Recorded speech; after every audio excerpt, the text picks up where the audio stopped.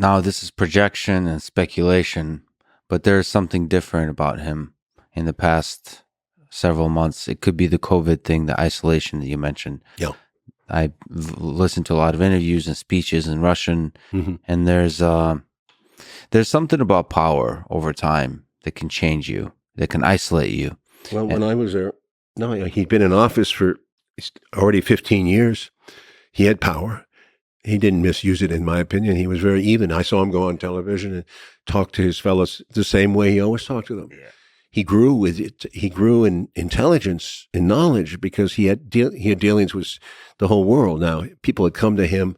He was very well known in Africa and Middle East, certainly Syria. And I just never saw misuse of his power. I saw humility in him, actually. So perhaps there was a calculation and he calculated wrong in terms of what happens if he doesn't invade.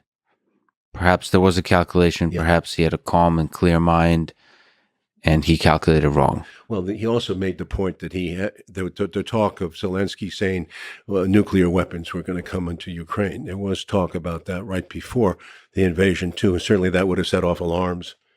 The United States is already kind of doing that by not only putting its intelligence and its heavy weaponry into Ukraine, but you've got to deal with the next question that comes up. The most immediate question is the United States going to start?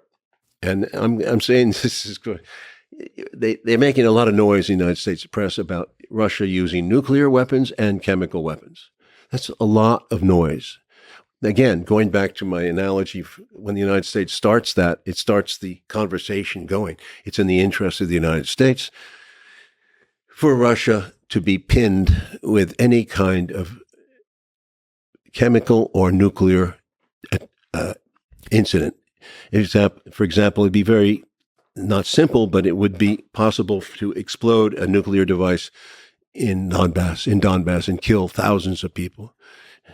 And we would not know right away who did it, but of course the blame would go right to Russia, even if it didn't make sense, if there was no motivation for it. It would just be blamed on Russia. The United States might well be the one who does that false flag operation. It would not be beyond them.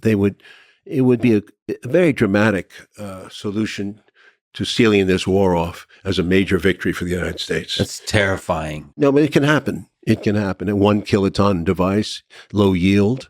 It's possible. But when you walk across that line, you can potentially never walk back. Well, I think the United States is calculating that it's a dangerous, yes, I agree. But I think the neoconservative arrogance is such that they really believe they can push their advantage to the max now, because of all these propaganda successes up to now. The Ukrainian army could be wiped out for all we know. There's all that's left is their neo-Nazi brigades, but they're being advised very well by the U.S. And they're sending the weapons in, or huge amounts of weapons. What about American budget? No one talks about how much money we're giving to Ukraine. It's $1 billion already in weaponry, and not most of it just poured in. What about, the Russian budget is, defense budget is $60-some billion a year. It's nothing compared to the United States, 1/15 of it.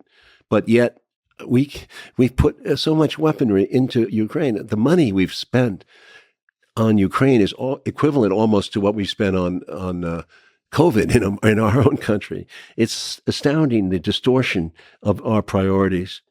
There's also chemical. Don't forget, chemical is probably the easier way to go. But in Syria, there was far too many incidents of America in its quest to demonize Assad and the Russians, of all these chemical attacks that were happening that they were vowing came from Russia.